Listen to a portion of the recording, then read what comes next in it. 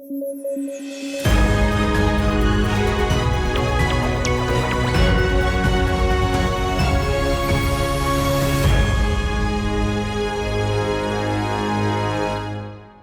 morning, I am Pradosh Sharma and you are watching News Flash.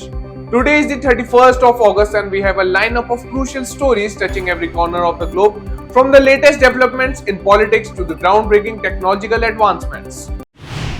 External Affairs Minister S. Jaishankar sent a clear message to Pakistan, emphasizing that actions have consequences and stating that the era of uninterrupted dialogue with Pakistan has ended. This came during a book launch event in New Delhi, where he highlighted that future relations between the two nations will depend on how events unfold. India's National Security Advisor Ajit Doval met with Sri Lankan President Ranil Wickremesinghe to discuss ongoing bilateral economic collaboration. The meeting took place ahead of Doval's participation in the Colombo Security Conclave.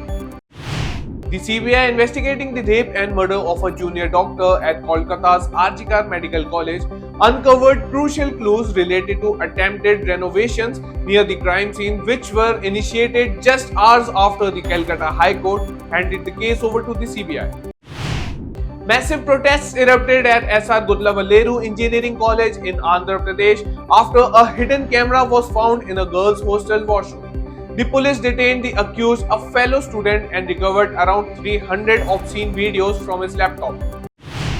Authorities in Gujarat's Kutch district urged residents living in huts and makeshift houses to seek shelter in safer buildings such as schools and temples after the IMD warned a potential cyclonic storm forming over the area. Vice President Jagdeep Dhankar called for a deterrent ecosystem to punish the perpetrators involved in the rape and murder of a doctor at Kolkata's Archikar Hospital. He echoed President Draupadi Murmu's sentiment, stating, "Enough is enough."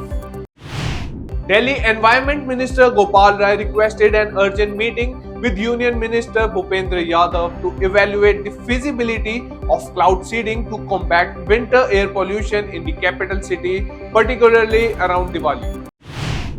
The Akal Takht declared Shiromani Akali Dal President Sukhbir Singh Badal guilty of religious misconduct for actions during his tenure as Deputy Chief Minister and Shiromani Akali Dal President. Badal has been labelled Tankhya until he seeks forgiveness from the Akal Takht. It is time for a break now. We'll be back with more news. Stay tuned. इस तरह RKDF विश्वविद्यालय राज्य और देश के आधुनिक और उच्च विश्वविद्यालयों में से एक है।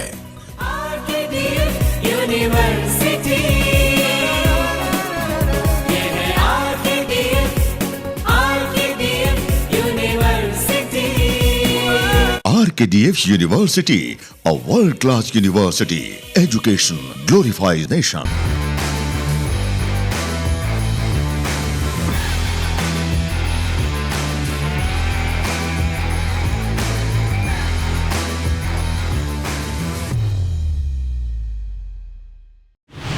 A Delhi court directed the CBI to frame charges against the Congress leader Jagdish Titler in the 1984 riots case, finding sufficient evidence to proceed with the trial under multiple sections of the IPC. A standoff between Brazilian Supreme Court Judge Alexandre de Moraes and Elon Musk intensified as the court froze Starlink's assets in Brazil following a dispute over the company's legal representation in the country. The Ministry of External Affairs stated that US President Joe Biden and Prime Minister Narendra Modi discussed the situation in Bangladesh during a recent phone call, acknowledging the impact of law and order situation on joint projects between India and Bangladesh. Pakistan has rejected talks with Tehreek-e-Taliban Pakistan (TTP) after a series of terrorist attacks linked to Afghanistan, emphasizing that engaging with TTP would disrespect the victims of terrorism in Pakistan. Karnataka is facing with worst dengue outbreak in the decade, with over 24,000 cases reported and 12 fatalities so far this year.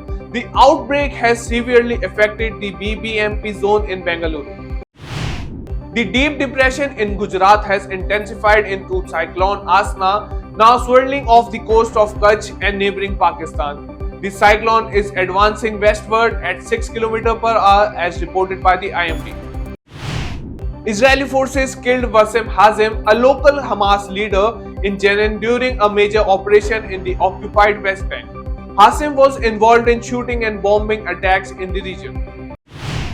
Indian shooters Avni Lakhera and Mona Agarwal secured gold and bronze in the women's 10-meter air rifle standing SH1 at the Paris Paralympics 2024. India also won silver medal in men's event and bronze in women's 100-meter T35, totaling 4 medals so far.